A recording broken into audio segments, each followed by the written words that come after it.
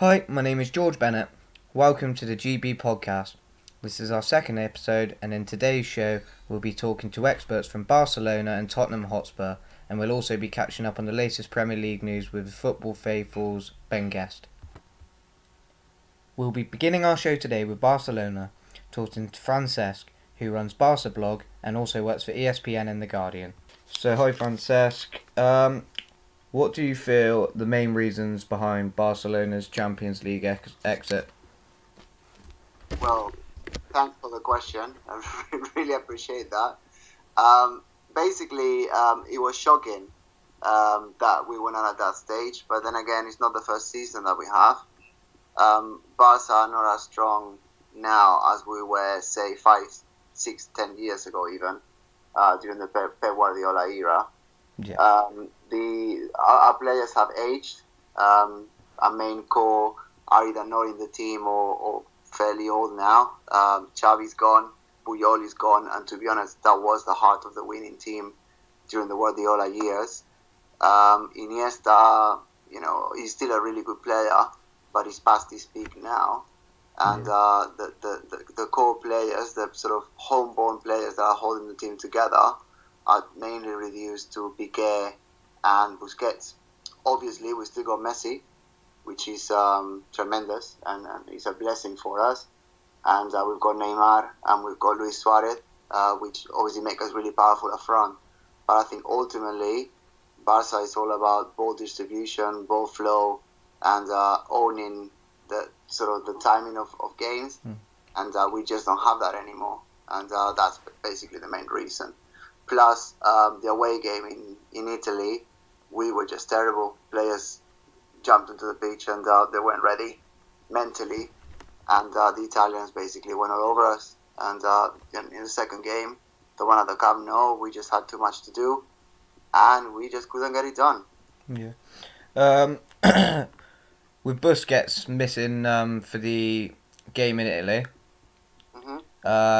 would you say without him... that's a big barrier defence, which going on to my next question. Without Busquets, do you feel the defence are much more vulnerable? Oh, no, of course. He's a key player. I don't think he gets the recognition from the media that he should. If you look back at what the team, in terms of club and country, in terms of Spain, have achieved over the years, it's because Busquets is there, really. He is a vital player for any team he plays for. From a Catalan's point of view, when he plays for Barca, he's there in front of the defence, tidying things up without many people sort of realising. I think Busquets, because of his game and the fact that he's not keen on social media at all, he's not one to promote underwear like other people do, and be sort of really friendly to the media in that respect. So he just plays football. And I think that doesn't help him in terms of image. And he does get a lot of hate from rival fans simply because he's annoying. He gets the job done, and he's not one for promoting himself. And he's a rare, to be honest, in my eyes, he's a welcome rarity in world football. But yeah, without him, the team does fall apart. Yeah. I mean, Mascherano is a great player, but it's nothing at this moment in time, nothing compared to Busquets in terms of owning the game. Yeah. So, would you say the defensive issues stem further than just Busquets when he's out of the team? What would you say are the main reasons behind the defensive issues at the moment? Well, to be honest, I think when we've been sort of thrashed by Juventus and PSG in the previous round, it was more lack of concentration. I think when they're all focused, we're not really that vulnerable. In terms of centre backs, I think we're stronger now than we have been for several years. I would say since Enrique Vidal retired, because Umtiti is doing a fantastic job alongside Piqué. I think Piqué is, to be honest, in the form of his life. He was really good when he was younger next to Puyol, but if you look at Piqué as an individual, he's stronger now than ever. He was, in fact, the fastest player in El Clásico that was just played over the weekend. Yeah. Faster than Ronaldo, faster than Asensio, faster than Messi even. So yeah, I think defensively, from the centre back's perspective, we're good. Dani Alves, he had to leave us last summer. It was a personal decision, but he just wasn't doing it for us. But we haven't had a quality sort of replacement in terms of world class. Sergio Roberto is doing very well from an offensive perspective, but he's still a youngster. He's not really a right back, and he's developing that side of his game. Yeah. And in terms of left back, Jordi Alba hasn't played every game this year like he has done in the last 3 or 4, because Luis Enrique has been experimenting with Digne, which is the French left back that he's been sharing the position with. And talking about Mathieu, and he's just not very good, to be honest, and he's not a reliable option. So if you mix all of those factors together, we're just not very strong defensively, and at the same time, if we're not focused, anyone can beat us. So I think that's what happened in the away legs in the Champions League. What was your opinion on Ter Stegen in goal? Ter Stegen is a great goalkeeper. I think the rivalry with Claudio Bravo last year definitely helped him grow. It just got to a point that the Barca goal just needed the one keeper, not both. And I'm sure that from a British point of view, and given his performance in England, everyone thinks that we made the right choice keeping Ter Stegen and not Bravo. Yeah, definitely. Which obviously is the case because of his youth and his potential. But I have to say that Bravo this season in Manchester City has not been a shadow of what he has been for us when he's played. Last year, Claudio Bravo was outstanding with us, and to be honest, it was very close to between both of them to sort of choose which one to keep. We made the right choice in terms of long-term planning, but they were both really good keepers. And what Ter Stegen adds that most goalkeepers in the world don't is the ability to play the ball on his feet, the ability to distribute, the ability to build from the back. And on a one-to-one basis, and the sort of stopping long shots, he's tremendous as well. So yeah, he really is helping us, and I think that playing the 3 competitions this season for the first time is really helping him grow as well. Yeah, definitely.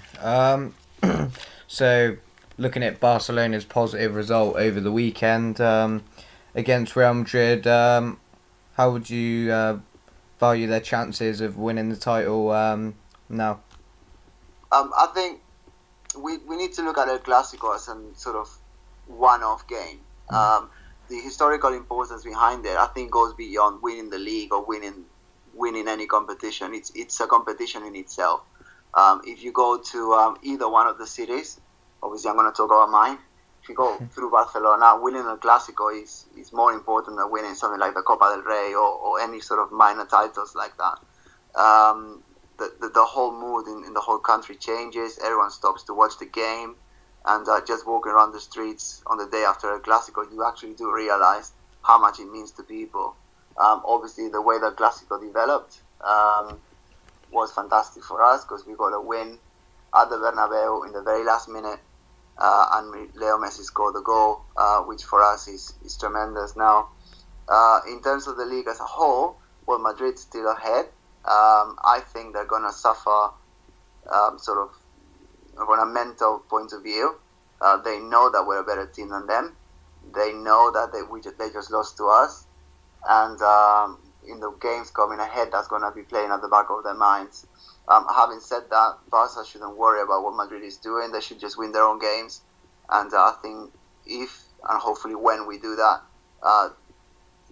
Los Blancos are going to start struggling because they're going to know that we're going to be on their toes, and they don't have any room for mistakes anymore.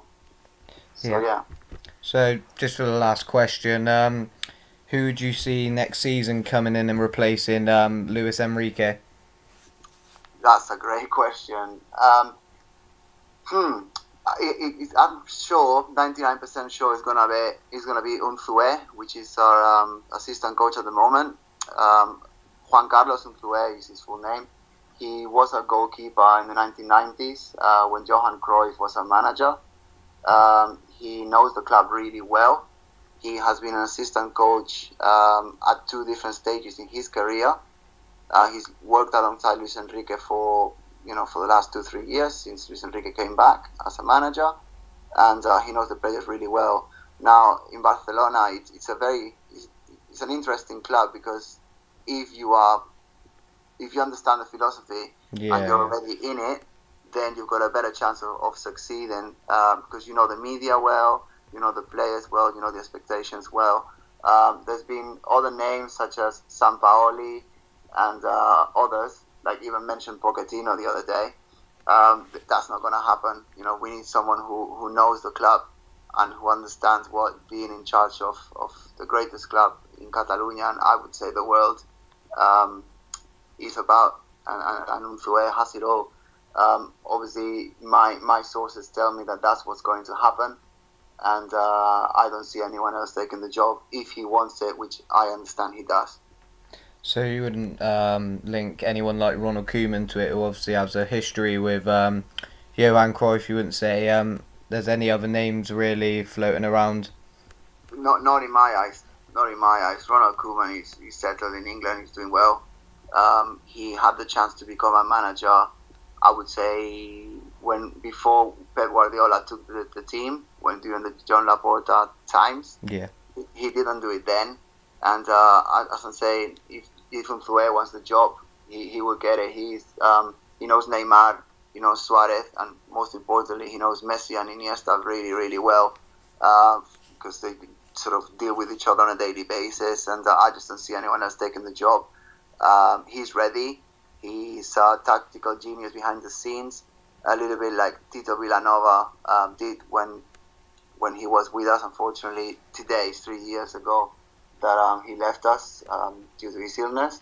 And I see the same transition that happened from Guardiola to Villanova happening from Luis Enrique to Unzué. Oh, yeah, definitely. Right, so we'll finish there. Cheers for that, Frances. If you just want to describe yourself and what you do. Okay. I'm Frances Dumas. I am a Barca blogger. I have been working on Barca for many, many years.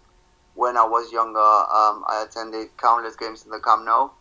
My brother actually used to play for Barca. He was teammates with Andrés Iniesta, so I know the club really well, and some of the current players as well, particularly obviously the homegrown ones. I work for ESPN, I work for Will of Barca, I work for The Guardian as well, and I run BarcaBlog.com, which is a company that has its own website and a following in social media, over 700,000 combining Facebook and Google Plus and Twitter. So can Tottenham win the Premier League title to catch Chelsea from an improbable position? Will they keep hold of Dele Alli and Harry Kane? Find out while we talk to Flav from the Fighting Cock. So I'm here with Flav from the Fighting Cock, which is a Tottenham blog to discuss this season for Tottenham. So we're going to start with following Saturday's defeat against Chelsea. How do you see Tottenham performing towards the end of the season in the title race? It was obviously a massive blow. We're going into that game. We closed the points gap between Tottenham and Chelsea down from 10 points to 4. And if we'd managed to secure a win over Chelsea, I think that would have done something psychologically to them.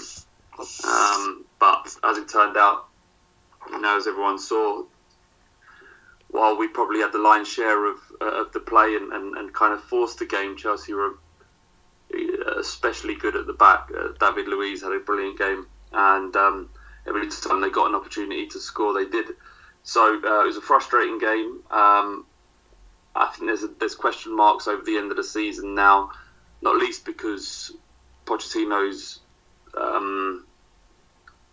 runnings has always seen his team suffer somewhat and not perform how they had been earlier on in the season. So we'll see. Hopefully there's enough left in the tank from the players there to kind of ensure that we challenge Chelsea all the way. So do you think that was last season from a lack of experience, and maybe Tottenham could enjoy a more promising end to this season? Yeah, maybe. I mean, I think there was a lot of things at stake last season. We saw it as an excellent opportunity to win the league, because the team above us was Leicester, and we thought that perhaps they would be more likely to drop points than the team that was, stereotypically a kind of big sides. Chelsea aren't going to drop many points this season. I think we thought that Leicester might, and the psychology around that affected the players. We saw that when we managed to draw against West Brom at home last season, and then went to Chelsea and lost our heads somewhat. I enjoyed that game immensely, but if you look back, it wasn't the most professional performance. And then that's the kind of, we threw away. The line was drawn underneath it. I don't really think we can challenge for the league this year. Chelsea have won tonight again, so it's not a case of us winning the league. It's ensuring that we kind of continue to press and ensure that our form remains, where otherwise in Pochettino's history it hasn't at this stage of the season. So I could add that along with the title, which is obviously, as you're saying, I guess over, or not over, but very unlikely. Looking forward to next season, balancing the Champions League with the Premier League is something that Tottenham found difficult this season. Would you put that down to, again, a lack of experience or squad depth, possibly? I mean, I would put it down to squad depth. We didn't buy very well. We bought Sissoko and Janssen, but neither of those are anywhere near what we need for first team Tottenham. Wanyama's been a revelation, and that was a great signing. Definitely. But yeah, so the squad depth is a major issue. I think playing at Wembley is a major issue because you're giving away your home advantage. And we underestimated how good Monaco were. So, it's all of those things really. It's a big shame because you make a massive effort to get into the Champions League and then kind of throw it away through various different kind of various reasons and decisions that were made, some of which are nothing to do with football. That said, we have had an amazing season this year, and hopefully we can build on it. Although we're going to have some challenges ahead. Obviously, big rumours going around today that Kyle Walker wants to leave.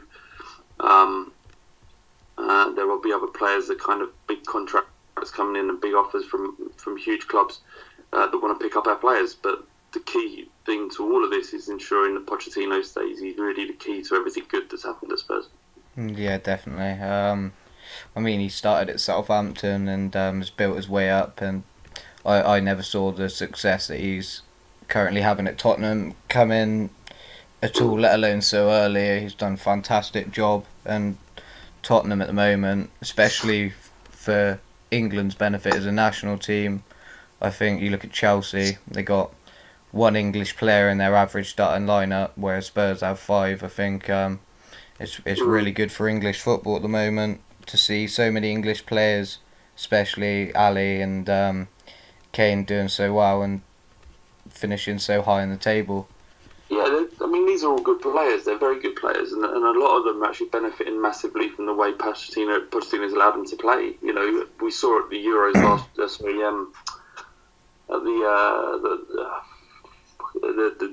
was it European Championships or World Cup last summer? I can never remember. The European Championships. Yeah, sorry, the Euros. That England, it wasn't just a case of sticking Ali and Kane in the team because they need a system to work from. And you'll see the players that leave Tottenham, and there'll probably be a couple this summer, and for a lot of money because they're all under contract. I think you'll see lesser footballers at other clubs.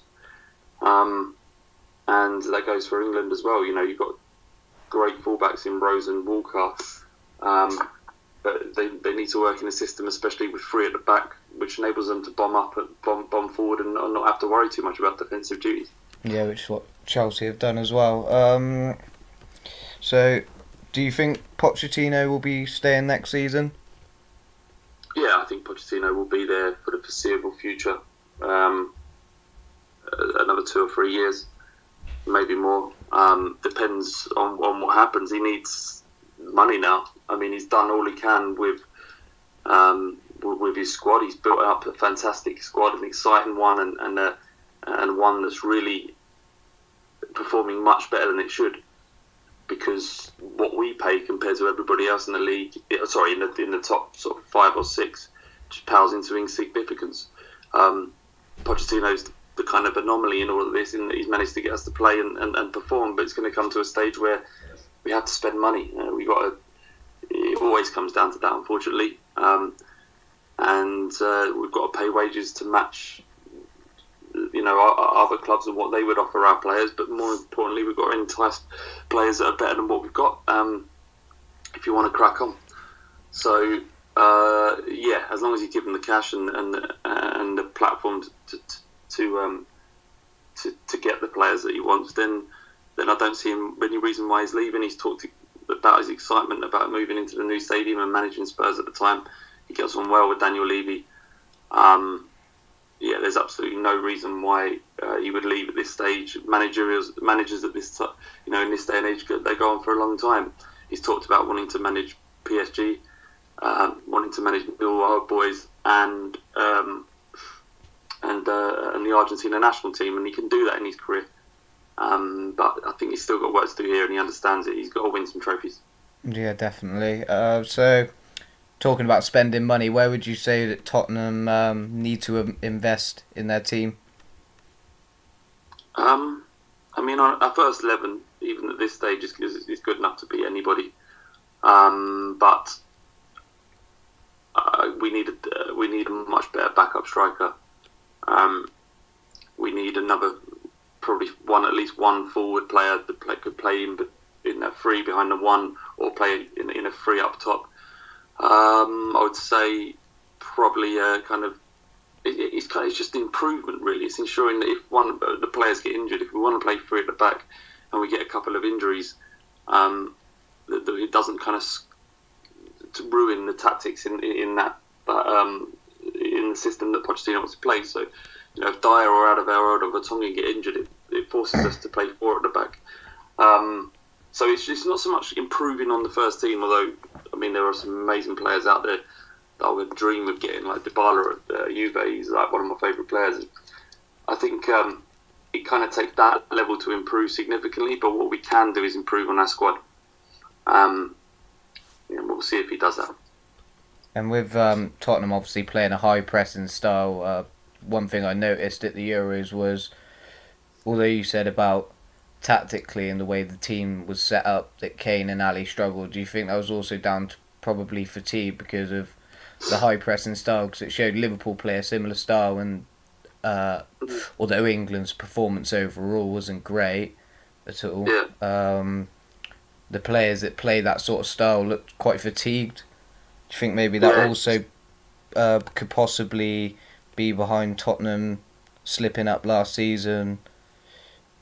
I do think that. I think it's a massive effort, and there's a massive risk, and then I think part of England's performance, or certainly the Spurs players' performance at the Euros, is that it was fatigue. These are human beings. They do double sessions, and they are expected to work hard and leave everything on the pitch and all that stuff that you want to hear as a fan. But there is an impact about how what impact that has on the player's performance and what he's able to do come the end of the season. And we'll see whether or not he's kind of managed to gauge it a little better. We haven't pressed as hard as we did in previous seasons.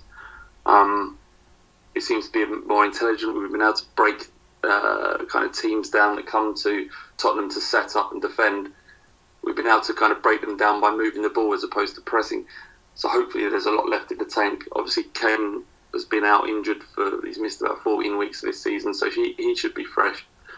Wanyama has just come back from a couple of weeks off, so there are.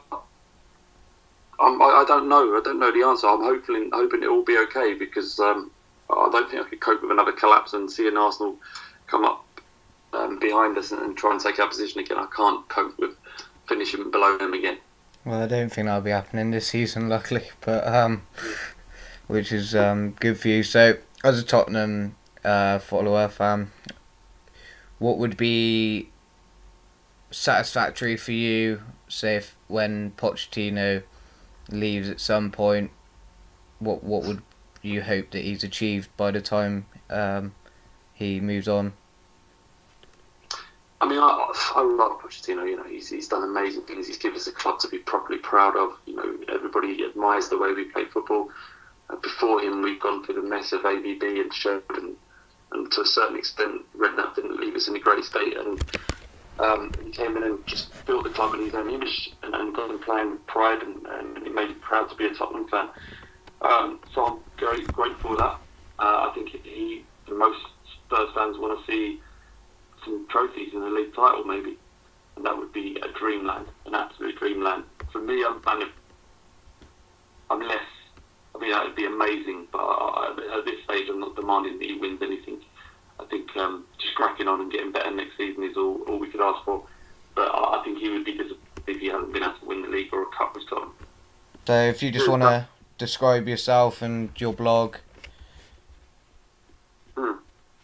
Alright, so we've got The Fighting Cock is a blog, we have a podcast, and we print fanzines, and you can find us on Twitter at Love the Show.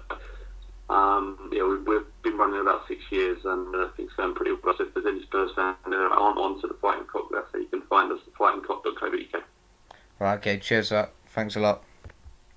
Today, we'll be rounding off our show with the latest news and discussions from the Premier League with the Football Faithful's Ben Guest.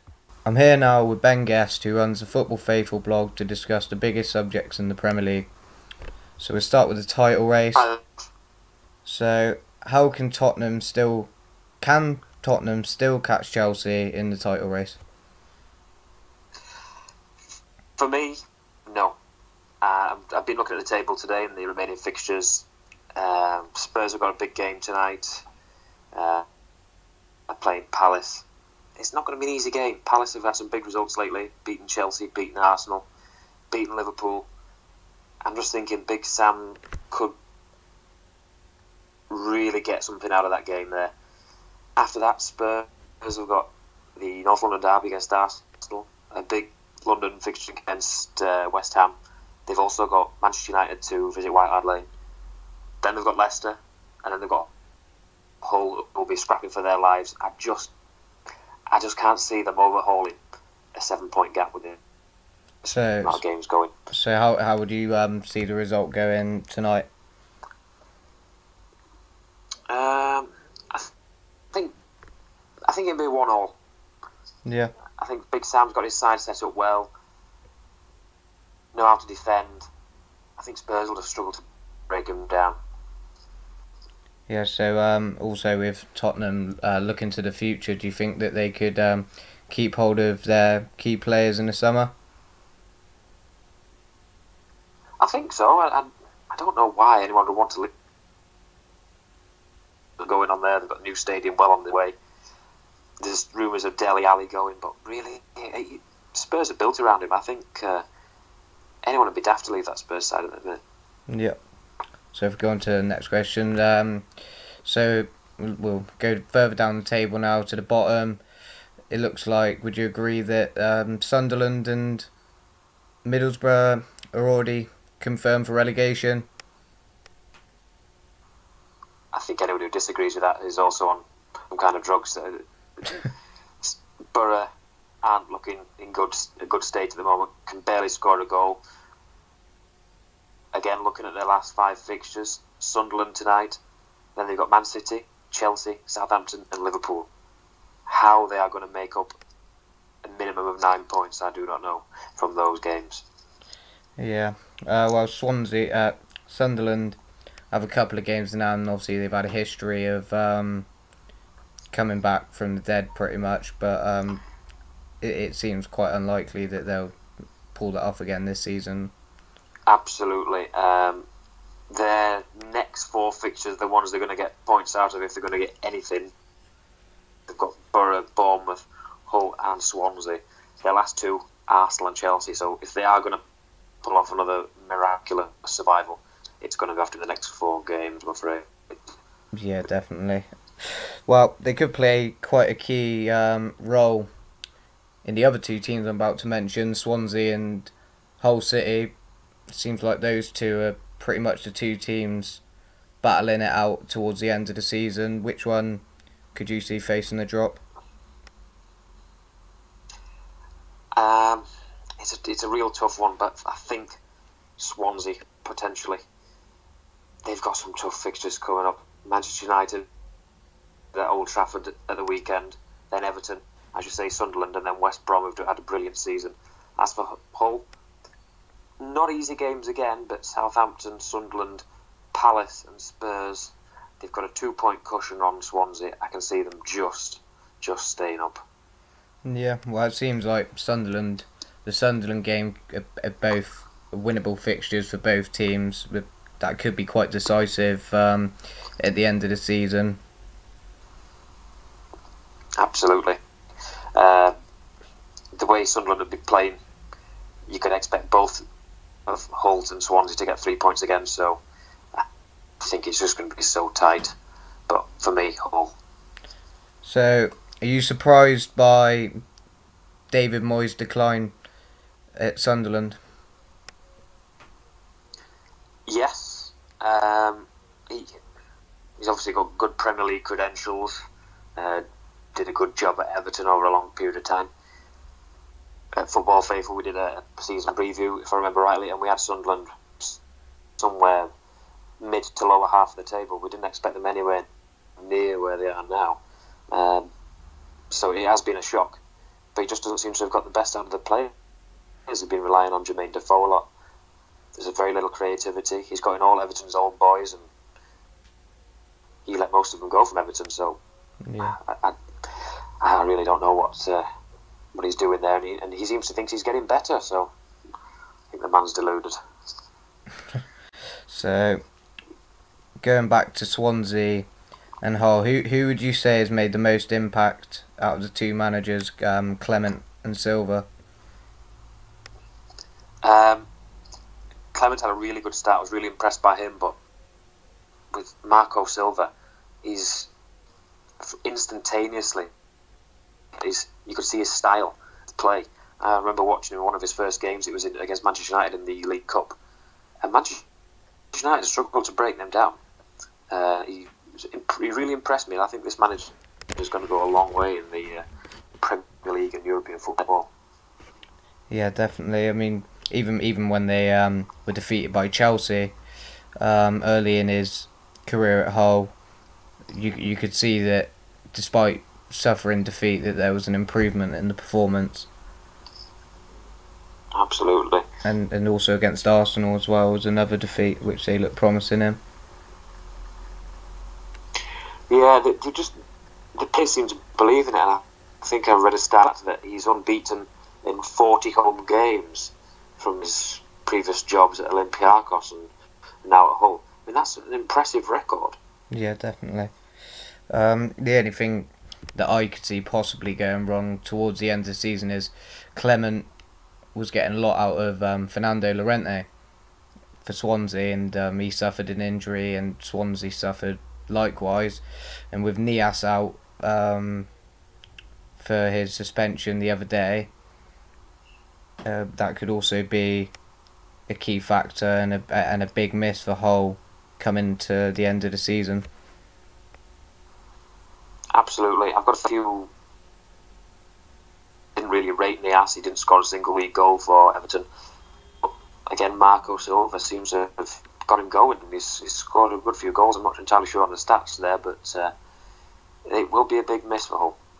Yeah, he's transformed a lot of players. I mean, Markovic is another one who's dried up at Liverpool, and he's brought him into the team, and he's shown the sort of form that he was showing when he made his name in Portugal. So he's obviously an intelligent manager. Absolutely, and it's for that reason I just think Hull will just stay up. Clement's got a lot of experience as a number 2. Had a bit of experience at Derby as a number 1. That didn't work out so well.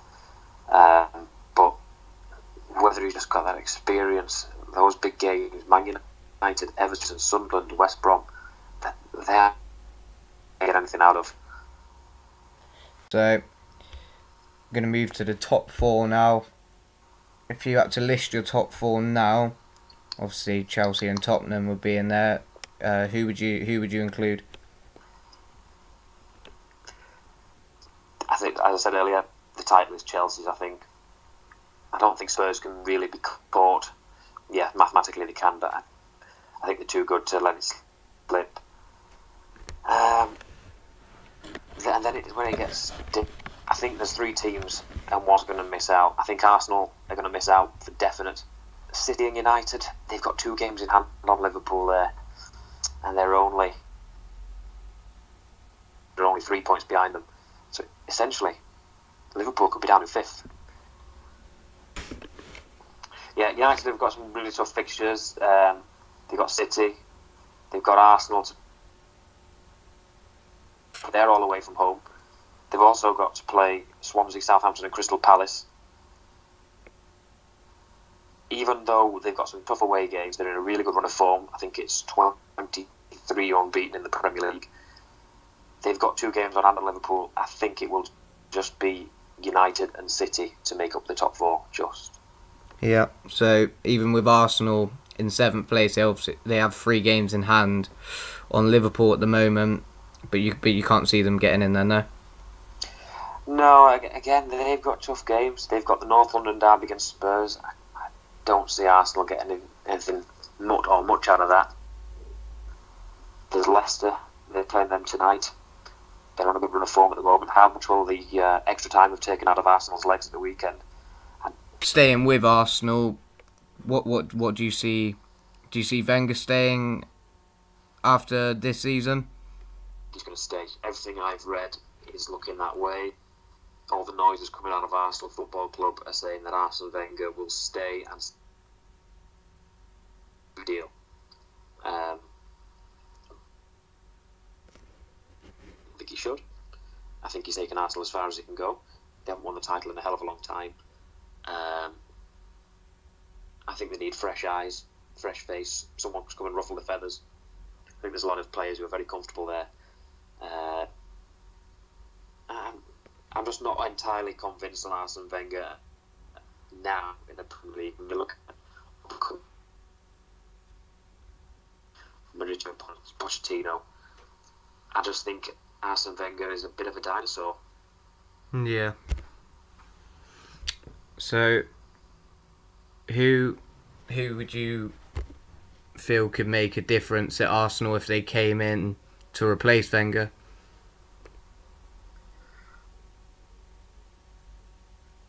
I've heard he's done a fantastic job over in Juventus.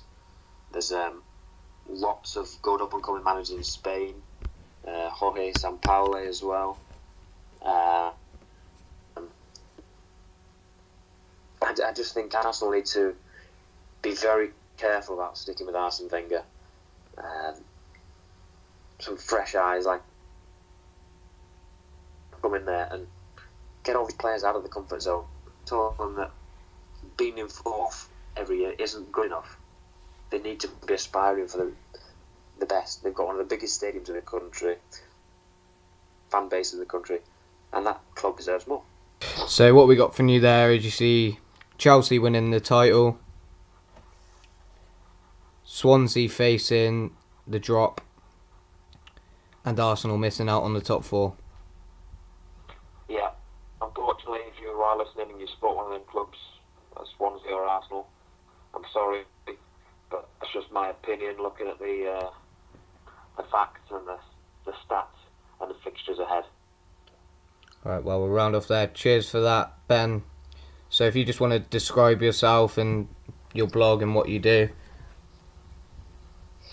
Yeah, I'm a big football fan. I personally support Man United, and that's not the reason I put them in the top 4 earlier on. But yeah, I run a blog, Football Faithful. If you head over there, footballfaithful.com. Alright. We've got the latest rumours, and yeah, if anyone wants to do any writing or expand their journalistic career, then give us a shout. Alright, cheers for that, Ben. Thank you for listening today and stay tuned for future podcasts. You can also follow us on Instagram at GBArticlesblog, like us on Facebook at GBArticles, and also follow us on Twitter at GBArticles. Thank you for listening. See you next time.